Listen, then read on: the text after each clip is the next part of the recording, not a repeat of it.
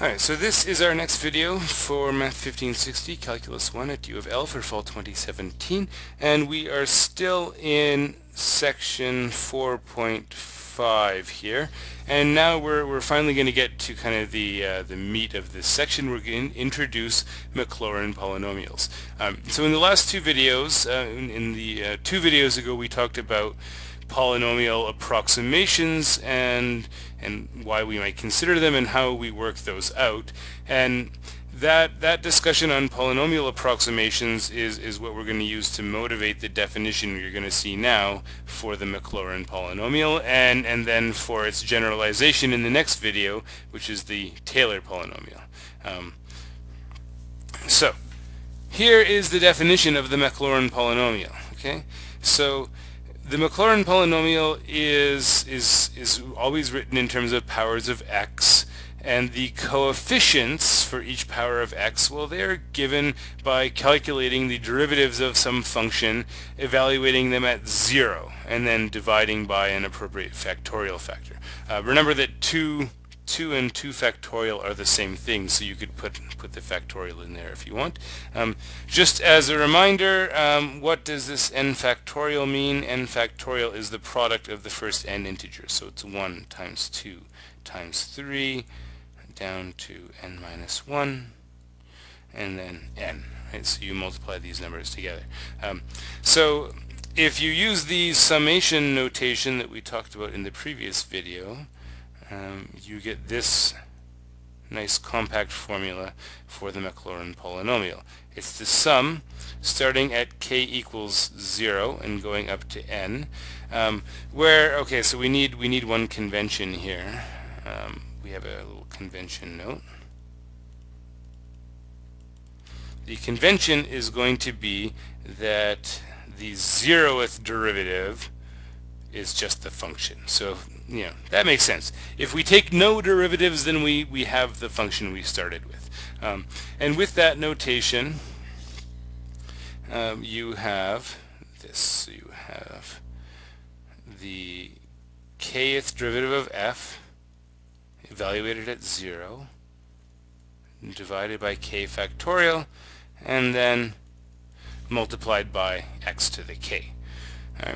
And sometimes we may choose to, so here I've put this subscript f in there to indicate the function that's being used to construct this polynomial. If we also wanted to indicate how many terms we're going to take, we want to indicate what the degree is, we might also put an n in here. So we might say pnf, so we know what degree we want to go up to, right? Because if we stop at degree 1, right, we might note that the degree 1 Maclaurin polynomial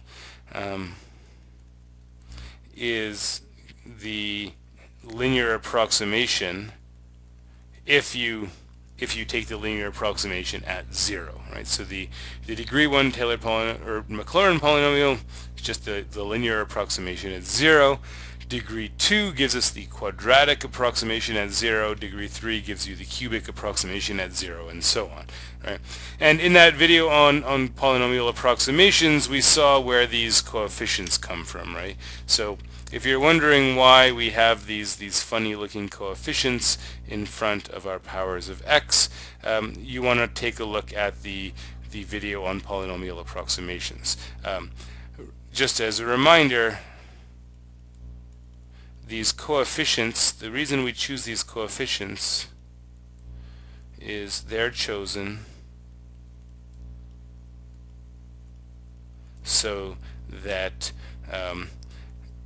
the derivatives of our Maclaurin polynomial, each derivative, so let's say the kth derivative, so we have p and f, and we've done k derivatives, and we evaluate at 0, we get the same thing as if we take k derivatives of our function and evaluate at 0, right?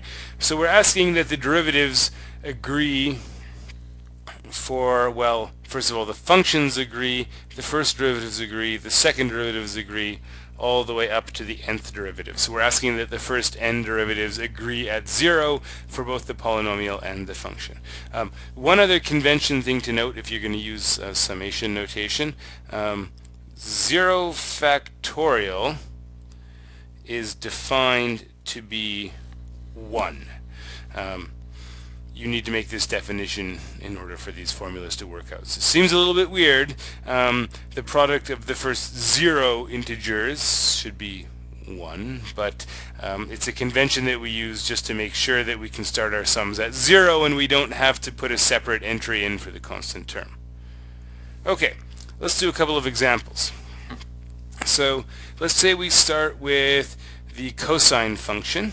Okay, so we need to start calculating derivatives here. So f of x is cos x, f prime minus sine x, f double prime minus cos x, f triple prime is sine x, fourth derivative is going to be cos, and I think you get the idea here, right? You can see that the pattern is going to repeat, and so we can calculate things. F of 0, well, cos of 0, remember, is 1. Let's work across the top. F prime is 0, f double prime at 0 is minus 1, third derivative at 0 is 0, the fourth derivative at 0 is going to be 1 again, and now things repeat. So the fifth derivative at 0 is 0, the sixth derivative at 0 is minus 1, the seventh derivative at 0 is 0. So we actually get a kind of a funny thing here. Well, I asked you to compute the degree 7 Taylor or Maclaurin polynomial, but really it ends up being a degree 6 Maclaurin polynomial because the coefficient of x to the 7 is going to be 0. So there really, I guess you could argue maybe that there is no such thing as the degree 7 polynomial for cos, however you want to say that. You'll run into these ambiguities occasionally. So what does it look like? We might also just claim that the P7 is the same thing as P6 here.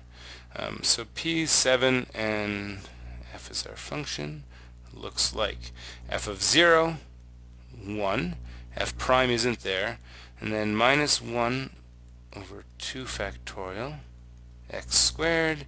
There's no x cubed term because the third derivative is 0 at 0. The fourth derivative we get plus 1, and that needs to be divided by 4 factorial, and then I multiply by x to the 4. There's no degree 5 term, there's no x to the 5 term. Oops. So it's zoomed out. Then there's the next one is going to be f6, which is minus 1 over 6 factorial x to the 6. And we stop there because there is, I mean, we could put 0 times x to the 7 if you want, but really we'd leave it at that. And you could probably see if we wanted to continue, right, in general, it's maybe worth noting that we can spot the pattern here, that we can actually extend this. In general, the degree n Taylor polynomial, if we write that in summation notation, starting at 0, going up to n, and maybe we should let's leave it as n. No, let's fix it. Why don't we take n to be even, because we can see that we only really get even degree, so we're going to go up to 2n. So what do we get? We get minus 1 to the k, right? We get this alternating sign, 1 minus 1, 1 minus 1 as we go across. Over, well, now we multiply by, I do 2 times k factorial, right? We're only doing factorials of even numbers. In this first term you could put it 0 factorial, 0 factorial, 2 factorial, 4 factorial, 6 factorial. The next one would be 8 factorial, and then we take x to an even power. x to the 2k. Okay, that gives us the polynomial there. What about for the second function, e to the 2x? Well, we know how to take those derivatives as well. So we have f of x, or g of x in this case. Okay, so let's work our way across. G of x is e to the 2x. G prime, we get 2e to the 2x, right? That 2 comes from the chain rule. We do e to the 2x, and then we have to multiply by the derivative of the exponent, which gives us a 2.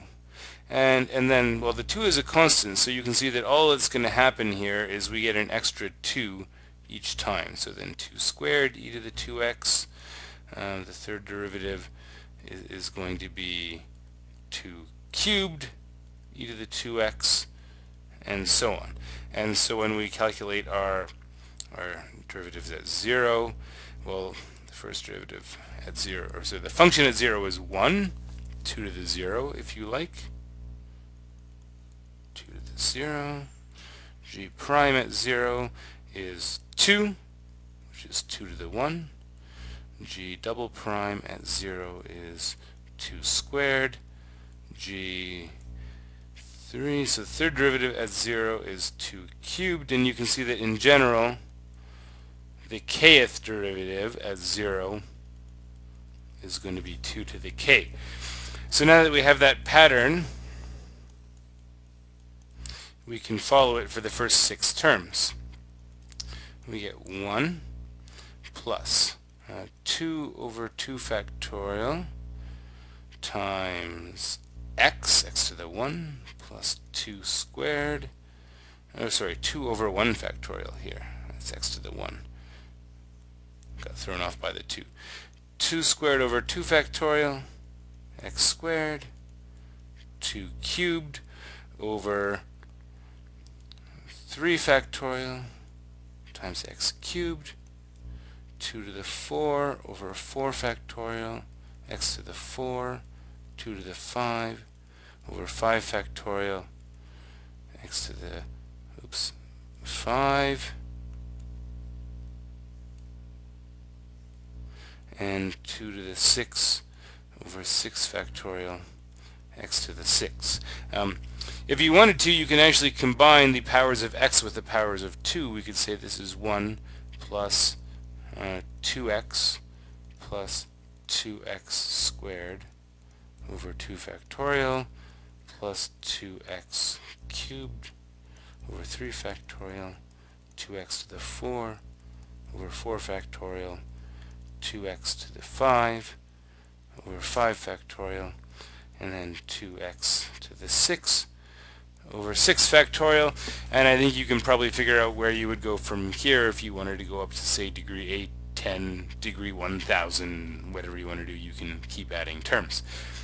Alright, so those are the Maclaurin polynomials. We're going to generalize this now in the next video. We're going to go to the Taylor polynomials. So Maclaurin polynomials are Taylor polynomials. They're just a special case. They're Taylor polynomials centered at 0. So in terms of polynomial approximations, these are polynomials you'd use to do an approximation at 0. But if you want to do an approximation near some other point, well, then there's a way to do that as well, and that's the topic of the next video.